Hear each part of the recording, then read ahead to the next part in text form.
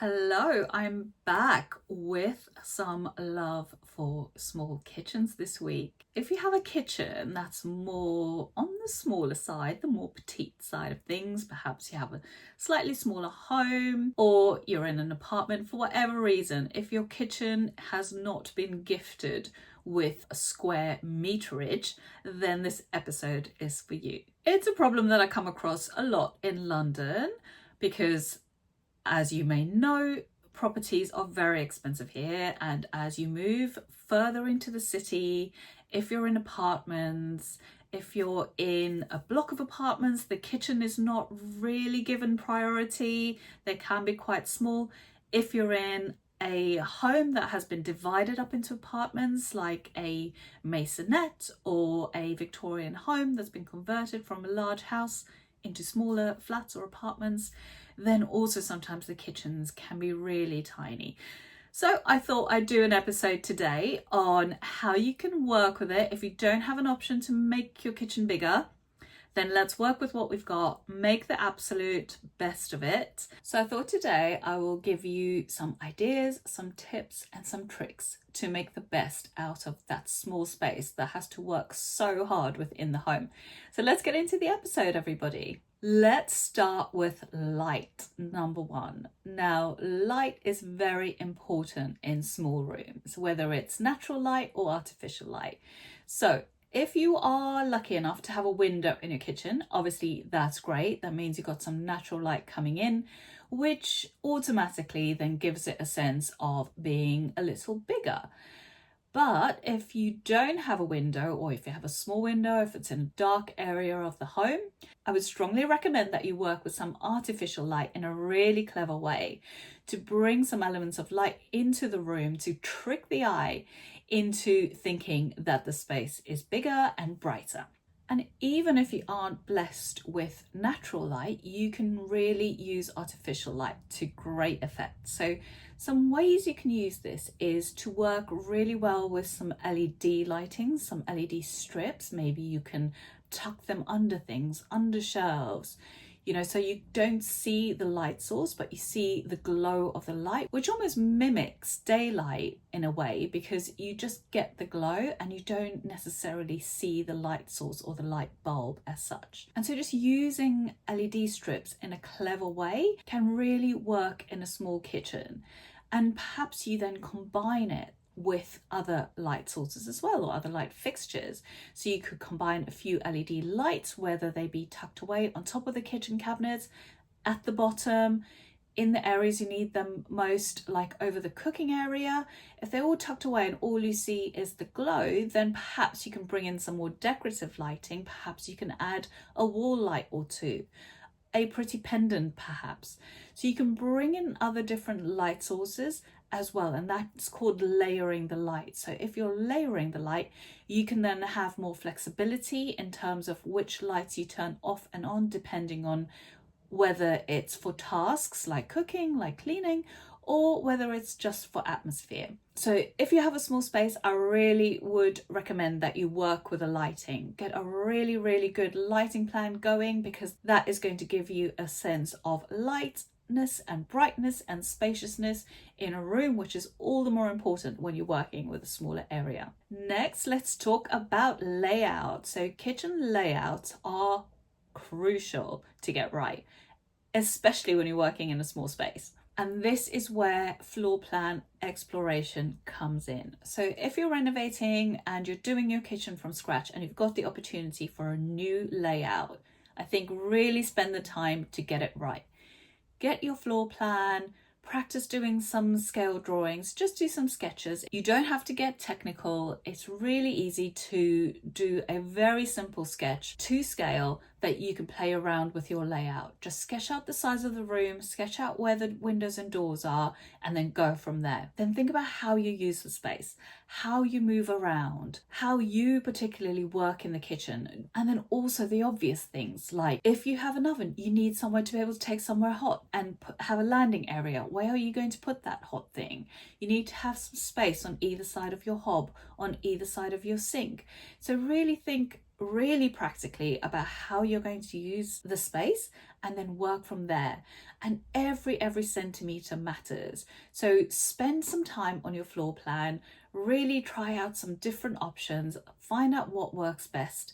Sometimes I find even masking the floor, so use some masking tape to measure out the shapes of the cabinetry or the cabinet run or the kitchen island if you have one, and just mark it out on the floor and pretend you're using the space, and that's going to give you a really good idea of whether what you've drawn on paper is going to work or not. I've even built it up with boxes before when I've had clients who couldn't quite visualize or picture what it would be like when they're looking at it on paper, even if it was to scale and had measurements. We've sometimes gone in with a contractor and then built up with cardboard boxes or with pieces of wood or whatever's on site, just kind of a loose structure of where everything was going to be, the measurement between the countertops, so you could tell if it's easy to move around. So I would just say play around with your layout, really explore the layout, how you want the kitchen to function, how you use the space. Make sure you look into the distances between cabinets, so minimum flow distances. That is so important when planning your floor plans, because you don't want it to feel too cramped. You want to be able to use the space with flow, with ease. So really explore your floor plan, especially when you're working with small spaces. You want to test it to the max to make sure that it's going to work before you start building anything. Next, I want to talk to you about optical illusions. So this is a great one for when you're working with a small space. And in kitchens, there's so much you can do to make the small space feel a little bit bigger, because you've got a lot going in a kitchen. You need to put so many things in there. So you can't really get away with leaving things out, can you? It's not like you can leave out the oven or leave out the hob or leave out the fridge. Everything needs to be in there. So we need to find other ways of being able to make the space seem bigger, lighter, and more spacious than it is. And by working with a few optical illusions, a few tricks of the eye, you can achieve that. And so there are various ways you can do this. Think about the materials you're choosing, first of all. If you're choosing a material with a bit of reflection, with a bit of gloss, that's going to reflect light, make it seem brighter and more spacious. I would suggest perhaps you go for something like a composite or a marble or a quartz on your worktops. That's got some shine to it, some reflectiveness to it, so that when the light hits it, it's bouncing back and it just seems like there's more light in the room. And you can also get creative on your splashbacks. I used once in a really small kitchen, we used a mirror, but it wasn't just a regular mirror, it was an aged mirror. So what they call foxed mirror, where it's got lovely golden or silver tones to it and it looks like it's aged. And it's not just plain mirror, so it's got some texture to it, it's got some character to it. That works great as a backsplash in a small kitchen because it's still mirror, it's still very reflective and bounces the light around in a beautiful way, because if it's the kind of golden mirror, it makes the light seem golden. So you can choose your mirror according to the atmosphere you want to create in the kitchen, but you're also getting that bonus of that optical illusion of things being reflected, bouncing light around, and the space just seeming bigger than it is. Also think about the larger surfaces, like the flooring, for example. If the kitchen runs off the rest of the house and it's open plan, I would really suggest using the same flooring throughout. Perhaps it's an engineered wood or a tile, because if you use a different flooring, it focuses on the kitchen floor and the small square footage of it. So if you can continue the same flooring from the rest of the property into the kitchen, it tricks the eye into thinking that it's continuous, it's a continuous space and it looks bigger than it is. So think carefully about the flooring you choose also. Next up, as you might guess, it's one of my favorite things, storage. So the storage in the kitchen is of utmost importance, especially when you're working with smaller spaces. You have to think really cleverly about how you're going to use the space you have, because again, you've got to include the things like the appliances, and they take up loads of room, which might leave you with not much space left over for storage for all the things you need to store in a kitchen. So really plan and zone your storage. For example, where is your food storage area? Where are your cleaning products area? Your dishes, the cutlery?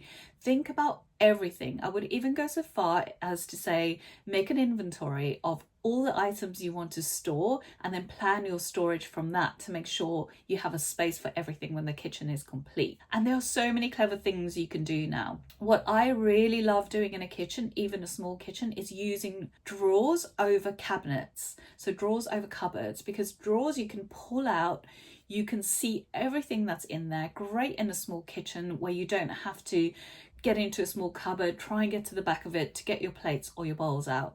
If you have a drawer, it's such an efficient use of space. You're using all of the space really well and you can see everything that's in the drawer. So I use drawers for plates, bowls, saucepans, small appliances.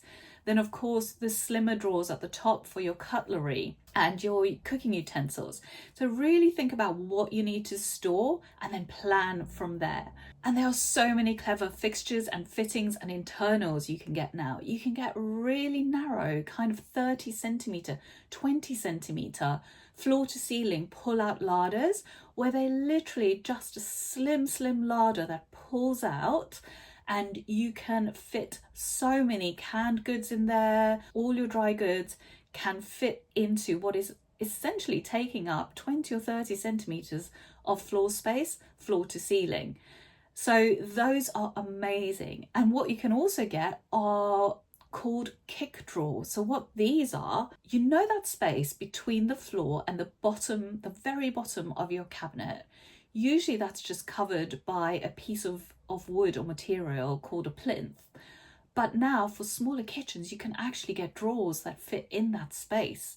And it's a shallow space, but it will be a wide, deep space, as deep as your kitchen cabinets all the way around. And so what you can do is have those installed, and then you can have amazing storage underneath for any smaller items that you need to store. I just think those are a great use of what would usually be just wasted space in a small area. And so I do think that if you get your storage right, you're automatically doing this thing where you're making your kitchen seem bigger, because the better your storage and the more thought out it is, and if you have a place for everything, then of course that means that you're going to have fewer things on your countertops, fewer things around, and so visually you'll have less clutter on the countertops, which automatically then makes the room seem bigger, because if your countertops are clear, you've got gorgeous light, you've got some reflective surfaces, then of course the room's going to seem bigger. So I really think about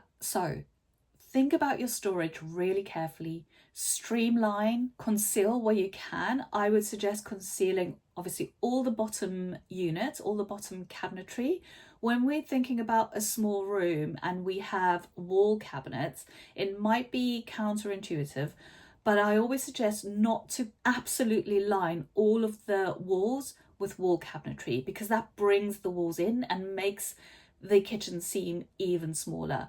So where you can, if you're able to get away with not putting wall cabinets everywhere in terms of what you need to store, I would suggest doing a combination, perhaps in a different material on the cabinet doors on the wall, and then also break it up with some open shelves. If you have open shelves, it again visually tricks the eye, because it beyond the open shelf you see the wall, it makes the room seem deeper than it is. And then on those open shelves you've got an opportunity to put some pretty things, to add some plants, and all of these things will add not only some style to the room, but also this illusion that it's bigger. Then finally in this episode, let's talk about how you could possibly borrow some space from beyond the room.